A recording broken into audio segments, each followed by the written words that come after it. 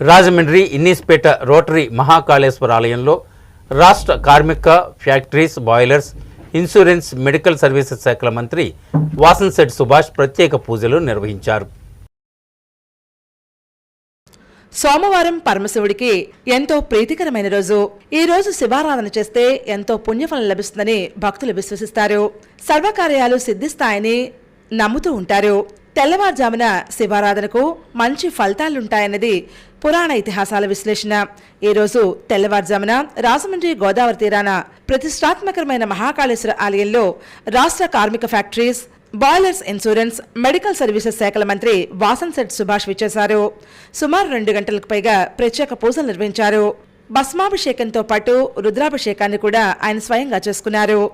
ఉపాలయాలతో పాటు మిగతా దేవాలయాలను కూడా దర్శించుకున్నారు. స్వామివారి తీర్థప్రసాదాలు తీసుకుని వేద ఆశీర్వచనాన్ని పొందారు. ఆలయ నిర్వాహకులు పట్టపగలు వెంకటరావు సాధారణంగా మంత్రి వాసంశెట్టి సుభాష్కు స్వాగతం పలికారు. ఆలయ విశిష్టతను వివరించారు.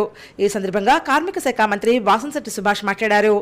ఆలయ నిర్వాహకులను ప్రత్యేకంగా అభినందించారు. మంత్రి వాసంశెట్టి సుభాష్ వెంట సివిల్ సప్లైస్ డైరెక్టర్ కడలి ఈశ్వరి తదితరులున్నారు. ఇలాంటి గొప్ప ఆలయాన్ని ఆయన చేత, మరి ఆ మహాశివుడు అనుగ్రహంతో ఆయన చేత ఈ ఆలయాన్ని మొత్తం నిర్మించుకోవటం, మరి ఇలాంటి గొప్ప అనుభూతి కలిగించిన, గొప్ప ఉజ్జాయిని తిలిగించినట్టే ఉన్న ఈ ఆలయాన్ని